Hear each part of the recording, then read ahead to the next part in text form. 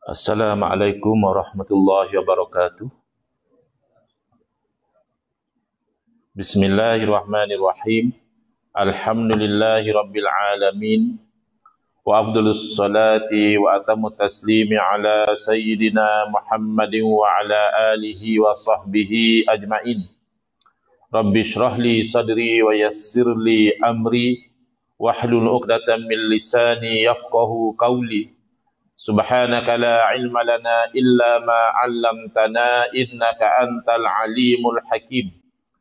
Allahumma akhrijna min zulumatil wahmi wa akrimna binuril fahmi waftah alaina bima'rifatil ilmi wa sahhil akhlaqana bil hilm waj'alna mimman yastami'una al-qawla fayattabi'una ahsana. Allahumma ati nufusana taqwaha wa zakkiha anta khairu man zakkaha anta waliyuha wa maulaha. Allahumma arinal haqqa haqqan warzuqna ittiba'ah wa arinal batila batilan warzuqna ijtinabah. Allahumma anfa'na bima 'allamtana wa 'allimna ma yanfa'una wa zidna ilman wa huda amma ba'd. Qala asy-syaikhul muallif al-imam hujjatul islam Abu Hamid Muhammad ibn Muhammad al-Ghazali at-Tusi rahimahullah ta'ala wa nafa'ana bihi wa bi'ulumihi fid dharaini amin. Wa amma fid dini bi an kaffartahu aw badda'tahu aw dhallaltahu fahuwa as'abul umur fatahtaju ila takzibi nafsika indaman qulta lahu zalika wa antastahilla min sahibika in amkanaka wa illa fal ibtihalu ila Allah ta'ala jiddan wa tanaddumu ala dhalika liyurdiyahu anka. Alhamdulillah, muslimin muslimat, hadirin hadirat yang saya hormati, moga-moga kita semua dirahmati dan diberkati oleh Allah Subhanahu wa taala, dan moga-moga kita semua dikurniakan oleh Allah Subhanahu wa taala kefahaman yang baik dalam urusan agama sesuai dengan sabda junjungan Nabi kita Nabi Muhammad sallallahu alaihi wasallam, man yuridillahu bihi khairan yufaqihuhu fid din. Barang siapa yang Allah nakkan dengan dia kebaikan, nescaya Allah beri dia faham dalam urusan agama. Dan moga-moga kita semua dikurniakan oleh Allah Subhanahu wa taala akhlak yang mulia sesuai dengan sabda Nabi sallallahu alaihi wasallam, innama bu'istu liutammima makarimal akhlaq. Hanya saja saya dibangkitkan demi untuk menyempurnakan kemuliaan akhlak. Alhamdulillah, malam ni insya-Allah kita akan menyambung pengajian kuliah maghrib bulanan hari Jumaat yang ketiga anjuran Masjid Al-Khairiyah Keramat EU3 menggunakan kitab Minhajul Abidin, Jalan Para Abid, ataupun tata cara ahli-ahli ibadah, hasil tangan Al-Imam Al-Ghazali rahimahullah ta'ala. Kita sampai ke muka surat 56. Betul tak? 53.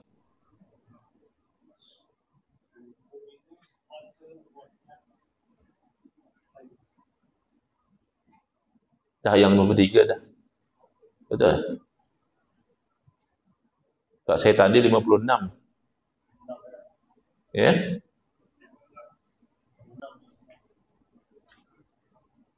Ya, 53 tu dah lama dah tu.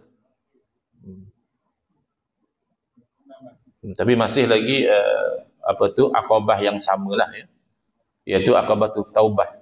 Akabah yang kedua, dakian yang kedua yang perlu didaki oleh seorang ahli ibadah ialah dia tu perlu bertaubat kepada Allah Subhanahu wa taala.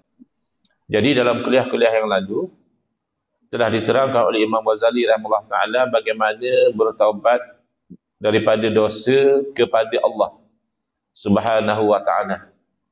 Mungkin dosa itu dalam bentuk meninggalkan kewajipan, mungkin dosa itu dalam bentuk melakukan maksiat, tapi umumnya jauh lebih mudah berbanding bila kita nak bertaubat daripada dosa kepada manusia.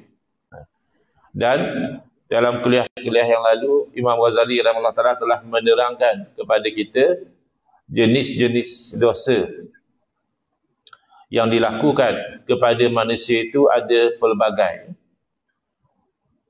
Antaranya adalah dosa yang berkaitan tentang harta. Ya, mungkin ada ambil harta orang secara batil, ada tipu harta orang, ataupun dosa pada diri dia, ada cederakan dia, apatah lagi kalau sampai membunuh dia, ataupun pada nyawa lah. Dan ada dosa pada maruah, kehormatan dia dicabuli dengan fitnah, dengan menuduh dia dengan tuduhan-tuduhan palsu, ataupun pada kehormatan diganggu ahli keluarga dia, anak dara dia, isteri dia, ataupun pada agama.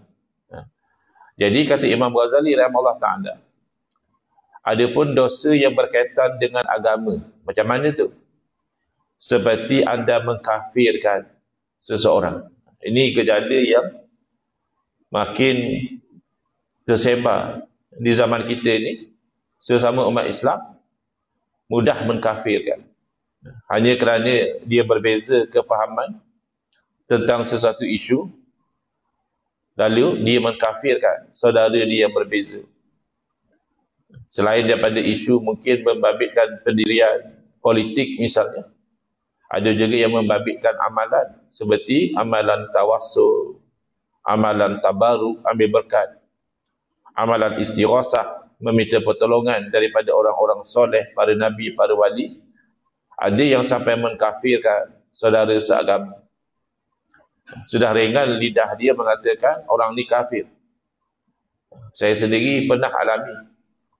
Apabila pertama saya menerangkan tentang akidah ahli sunnah wal jamaah di Seri Iskandar, Perak. Lamalah, sebelum daripada PKP lagi. Jadi apabila saya terangkan pendirian ahli sunnah wal jamaah dalam beberapa isu, ada satu orang yang tak bersetuju. Dia ni dulu pensyarah di sebuah universiti, tapi tak tahulah letak jawatan atau bagaimana. Dia tak setuju dengan saya, tak ada masalah. Boleh saja dia angkat tangan, dia nyatakan dia tak bersetuju, tapi dia tak buat macam itu. Dia keluar dari majlis tu, dia terus up dalam Facebook dia. Dia kata dia dengar ceramah malam tu daripada ulama musyrikin. Jadi dia labelkan saya tu ulama musyrikin. Kemudian kali yang kedua yang saya ingat adalah apabila saya terangkan, bila ada orang memperisukan kononnya tak boleh kita tu minta tolong kepada Rasulullah SAW. Alasan kerana Nabi dah wafat. Kalau masa Nabi SAW masih hidup, boleh minta tolong dengan Nabi SAW. Jadi ini keliru. Kerana minta tolong dengan makhluk bukan melihat pada hidup atau mati. Dia melihat kepada dua faktor utama. Pertama, adakah makhluk itu Allah jadikan sebab kepada pertolongan? Maka kita boleh minta tolong dengan syarat atas jalan asbab. Maknanya kita berkeyakinan pertolongan sebenar daripada Allah Subhanahu wa ta'ala. Kalau kita berkeyakinan memang pertolongan itu daripada makhluk, Allah tak ada kena mengena, itu syirik. Jadi bila saya terangkan demikian, satu orang datang, kata dia ni dah jadi kafir, musyrik, kata dia, murtad, tak sah semayang di belakang ni. Dan kalau dia sembelih binatang, binatang tu jadi bangkai. Selama je. Padahal nak menghukum kafir pada seorang ni, kena ada aduan, kena ada perbicaraan, kena ada bukti, kena ada soal jawab. Yes. Apa kamu cakap macam itu? Oh, maksud saya macam ni. Oh, okay. Kalau macam tu tak apa. Kalau kamu cakap macam itu, itu salah tu. Dari segi akidah tak betul. Oh, ya ke saya tak tahu. Kamu kena taubatlah. Bukan mudah-mudah macam tu kerana kamu ada pendirian yang berbeza tentang isu istighasah, terus kamu kata orang tu kafir. Itu dosa yang satu masa kalau kamu insaf, kamu kena minta maaf. Atau membid'ahkan. Biasalah zaman sekarang ni. Ahlul bid'ah. Dilabelkan sesuka hati. Berdoa ramai-ramai lepas semayang pun dikata ahlul bid'ah. Ya. Baca Yasin 3 kali malam nisfu Sya'ban pun dituduh ahlul bid'ah. Zikir dengan menyebut Allah, Allah, Allah pun dikatakan ahlul bid'ah. Apatah lagi kalau zikir hu, tu lagi lah. Sebab kita tak biasa tengok. Dan memang itu bukan zikir kita pun. Itu zikir orang tarikat. Itu pun lepas dia dah selesai tahlil, dia dah selesai zikir Allah, Allah, baru dia pergi pada zikir hu dengan masuk Allah lah. La ilaha illa hu. Tidak ada Tuhan melainkan dia. Tak suruh kita beramal pun. Saya pun tak amal zikir hu tu. Tapi bila kita lihat yang beramal tu ada hujah, ada dalil, kita beramal aja. Dia pun tak paksa kita amal. Amalan kita yang tu lah lepas sembahyang. Tasbih 33, tahmid 33, takbir 33. Itu zikir kita. Kalau kita bertarikat, ikutlah zikir dia. Ada dalil dia. Tapi tak, sekarang ni orang seronok, orang rasa dia tu lebih sunnah kalau dia boleh bid'ahkan orang lain. Atau mengatakan dia sesat.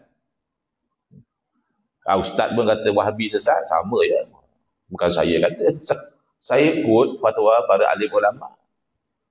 Di Malaysia pun ada beberapa negeri dah keluar fatwa. Bila kita debat, itu hari dia polis, kita berpendirian pahaman Wahabi tersesat, kita bawa dalil dan hujah. Kamu tak boleh bantah pun dalil kita. Kamu hanya main isu, oh Ustaz aku tak baca buku tentang Ibn Tumat.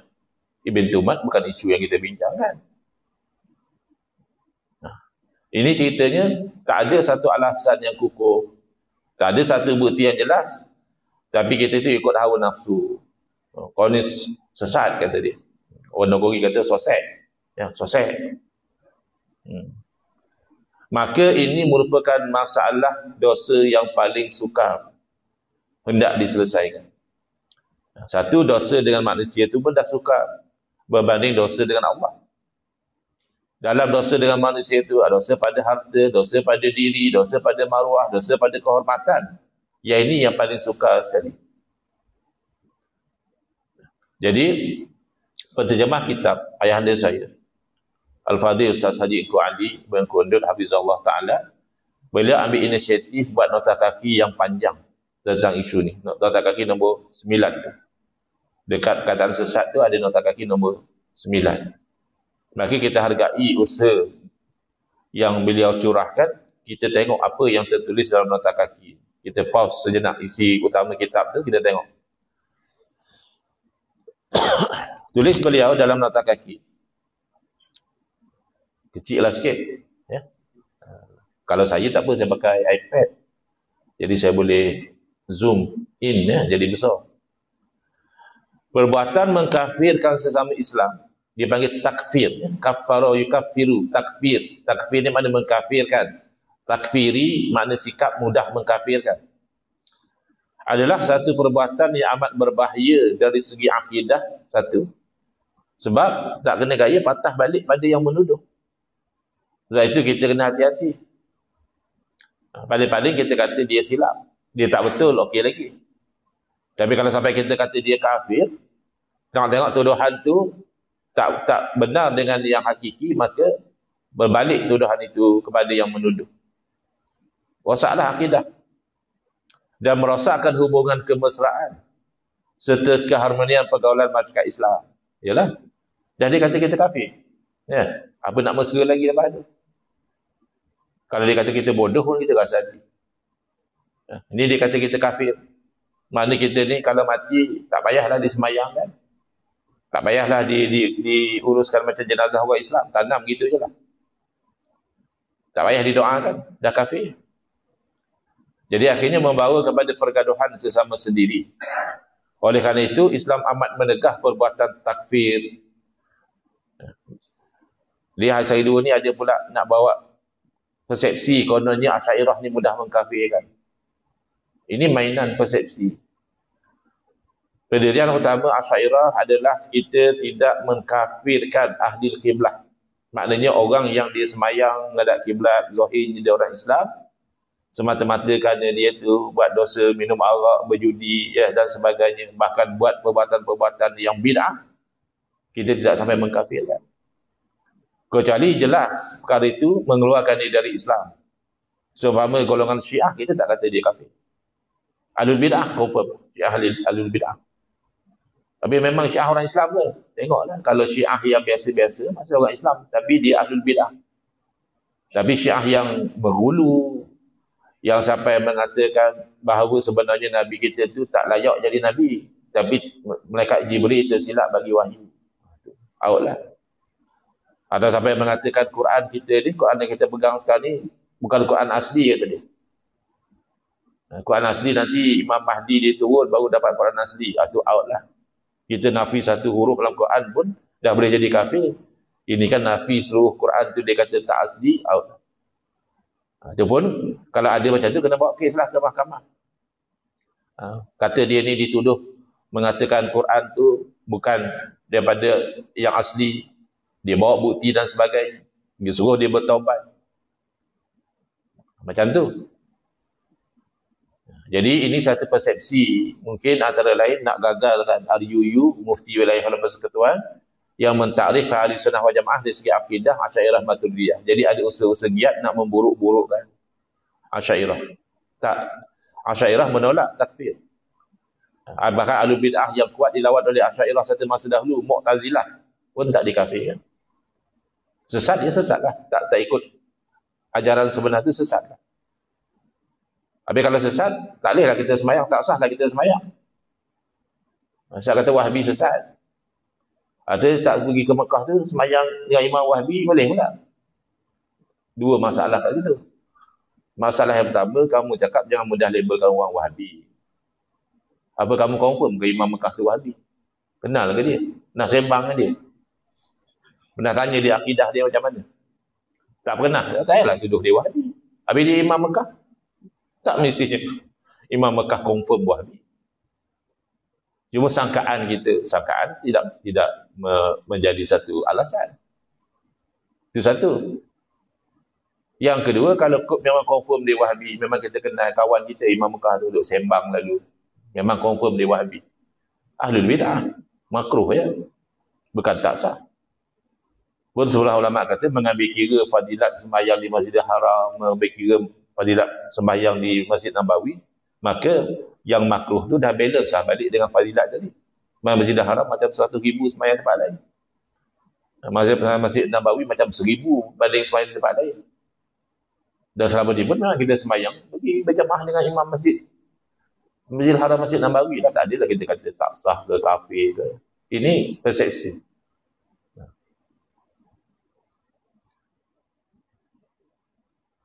Oleh kerana itu, Islam amat menegah perbuatan takfir itu dan melarang keras seseorang daripada terburu-buru dan sewenang-wenang menghukum orang lain dengan kafir, syirik, fasik, munafik atau sesat. Mereka setelah benar-benar yakin dan terdapat bukti yang nyata tanpa ada sebarang keraguan dan kesaksian lagi. Firman Allah Ta'ala, Ya ayyuhalladzina amanu idza darabtum fi sabilillahi fatabayyanu wa la taqulu liman alqa ilaikumus salama lasta mu'minah. Surah An-Nisa ayat 94. Dah ada ayat Quran dah. Ni zaman Nabi SAW dah ada pesanan ni. Wahai orang yang beriman, apabila kamu itu pergi berperang pada jalan Allah, mujahidin, dia keluar nak berperang pada jalan Allah, fatabayyanu, hendaklah kamu ambil pembuktian yang jelas, selidik dulu betul-betul. Dan jangan kamu terburu-buru mengatakan kepada orang yang mengucapkan salam. Mungkin ada tendensi, dia ni saja je Assalamualaikum, padahal dia ni kafir ni. Lalu kita pun bunuh dia. Jangan. Lalu kamu kata kau bukan orang Islam. Jangan. Cek betul-betul. Zahir dia bagi salam, zahir dia orang Islam. Kalau kamu nak kata dia sebenarnya musuh menyamar, kena camak lah, cek. Itu tara zaman tu memang orang-orang kafir yang merata-rata kat sekeliling Islam tu orang kafir. Tambah zaman kita yang merata sekeliling kita ni orang Islam. Sembahyang dia, puasa dia, tahu-tahu kerana dia berbeza pandangan dengan kita dalam satu-satu isu, isu tawasul, tabaruk, istighasah, terus kita kafirkan dia, jangan.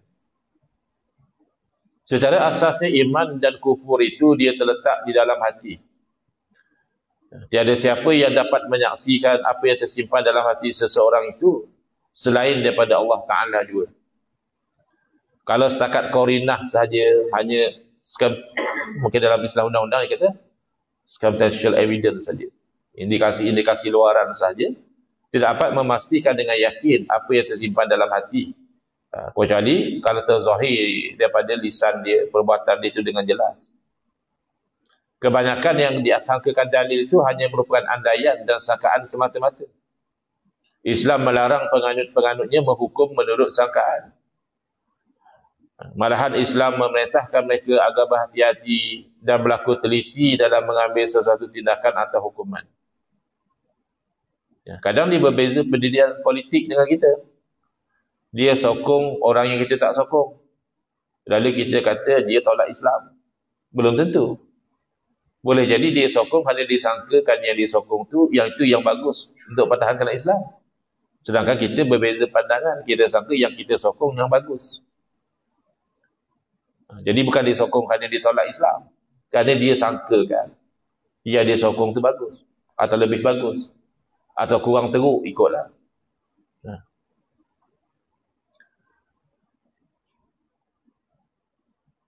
Malahan Islam memerintahkan umat Islam agar berhati-hati dan berlaku teliti dalam mengambil sesuatu tindakan atau hukuman. Jangan gopoh. Sebab itu masa debat Perlis 1.0, ada dua debat yang saya terlibat di Perlis. Debat 1.0 tentang pemikiran Syekh Nazim Al-Haqqani. Adakah sesat atau bagaimana?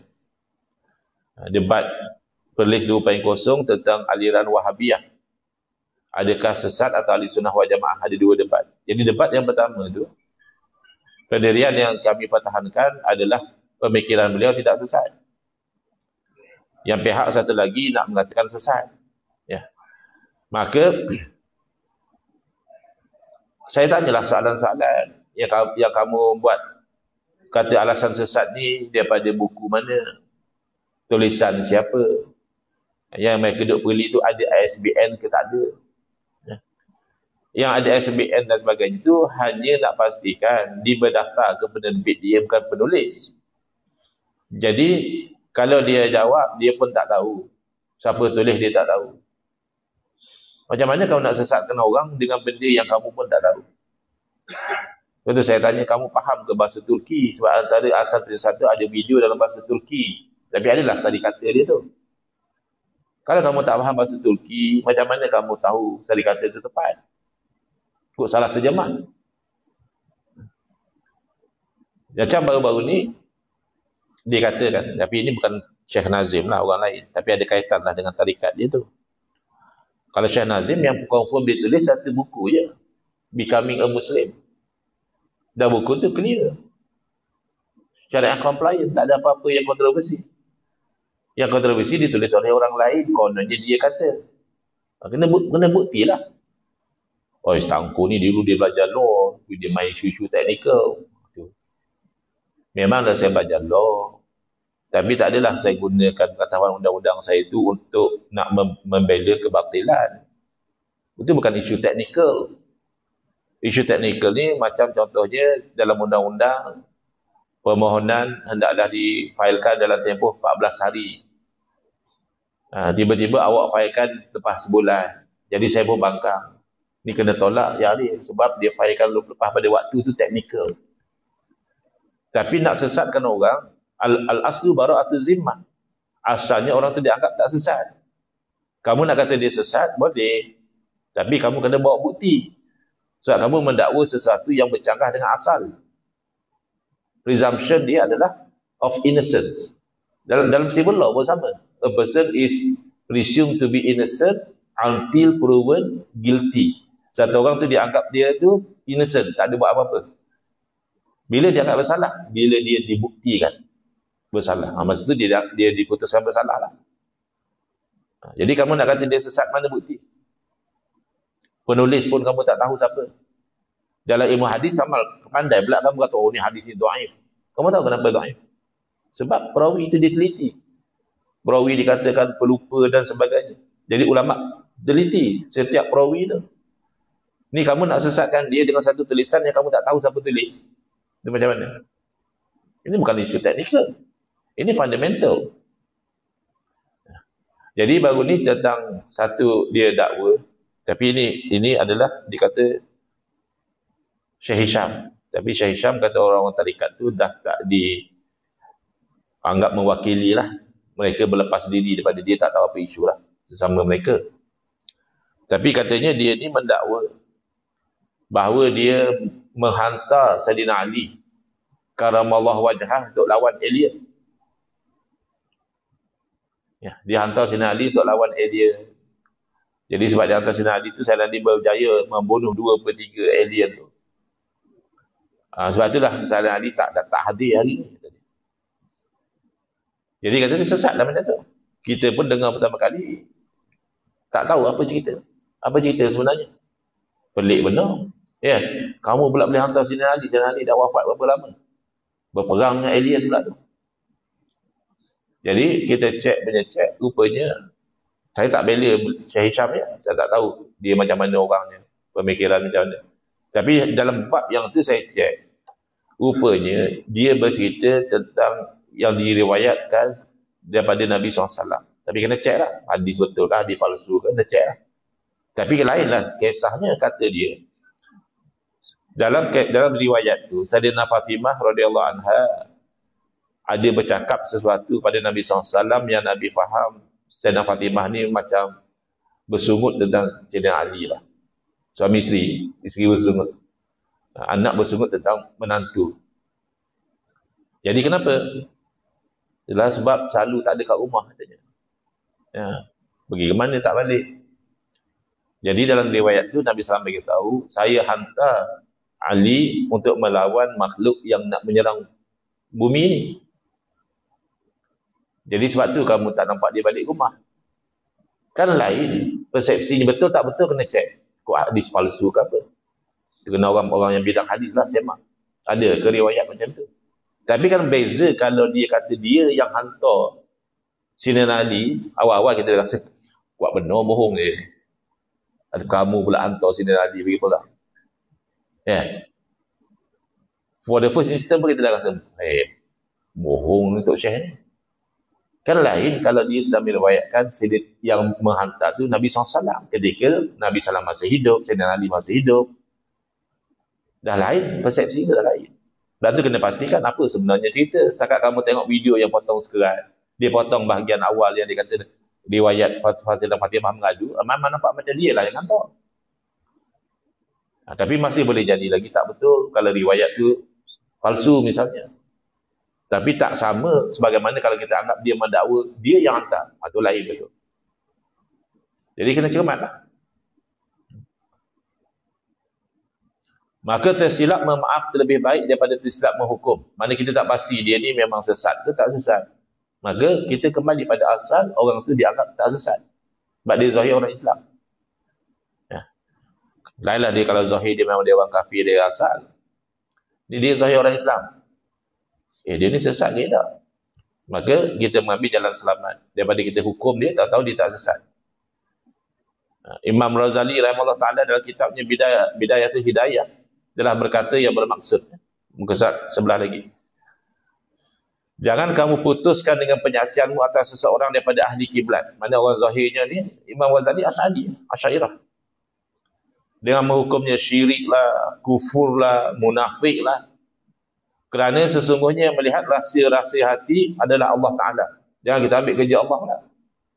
Nampak je tu, tahkan munafik. Apa kerja kamu ni? Itu kan kerja Allah Ta'ala. Kamu tahu ke dalam hati perut dia? Kamu tengok zahir sudah dah. Dia semayang dia apa? Ya. Maka jangan kamu masuk campur antara urusan hamba dengan Allah Ta'ala. Itu bukan urusanmu. Kamu tengok yang zahir cukup. Jadi tak semayang boleh hukum. Dia tak puasa boleh hukum. Tapi dia dah semayang puasa, kamu nak kata dia munafik lah, dia riak, jangan. Dan ketahuilah bahawa kamu pada hari kiamat nanti akan ditanya. Kenapa kamu hari kiamat nanti tidak akan ditanya. Kenapa kamu tak melaknat si fulan? Ada orang sekarang ni, dia bagi kalahkan pula pada orang lain. Jangan ragu-ragu nak mengkafirkan si fulan, kata dia. Dia galakkan orang lain pula mengkafirkan. Padahal para ulama seperti Imam Ghazali melarang. Kamu tak akan ditanya kenapa kamu tak melaknat si fulan, kenapa? Kenapa kamu bahkan kalau kamu tak akan ditanya pun kenapa kamu tak pernah melaknat iblis? Padahal iblis itu confirm dah mal'un. Tapi ada hari akhirat, kalau kita ni tak pernah kata iblis laknatullah, tak akan ditanya. Padahal iblis itu memang mal'un. Memang Allah dah laknat dah. Apatah lagi kalau kita ni nak melaknat, sikit-sikit doakan keburukan. Saya biasa jumpa dalam komen. Moga Allah burukkan wajahmu. Tak setuju dengan saya je pun, bawa dah hujah. Moga Allah burukkan mulut kamu. Innalillahi wa inna ilaihi. Ya. Kenapa macam tu? Kok patah balik doa pada kamu sendiri kan susah. Dan lidahmu tidak sibuk menyebut kutukan itu pun kamu tak ditanya. Padahal itu iblis. Ketahuilah kamu tidak akan disoal mengenainya dan tidak akan dituntut pada hari kiamat. Apatah lagi kalau sesama Islam. Wallahu a'lam, insya-Allah besok kita sambung lagi dengan nota kaki bermula daripada perkataan menuduh orang lain fasik atau kafir sangat besar bahayanya kepada agama orang yang menuduh. Boleh rosak agamanya. Wallahu a'lam. Bismillahirrahmanirrahim. Alhamdulillahirabbil alamin. Wassalatu wassalamu ala asyrafil anbiya wal mursalin wa ala alihi wa sahbihi ajma'in. Allahumma syrah sudurana wa ahsin akhlaqana wa azim ujurana wa nawwir qulubana bi nuri hidayatika kama nataradu bi syamsika abadan abada bi rahmatika ya arhamar rahimin. Walhamdulillahirabbil alamin. Amin ya rabbal alamin.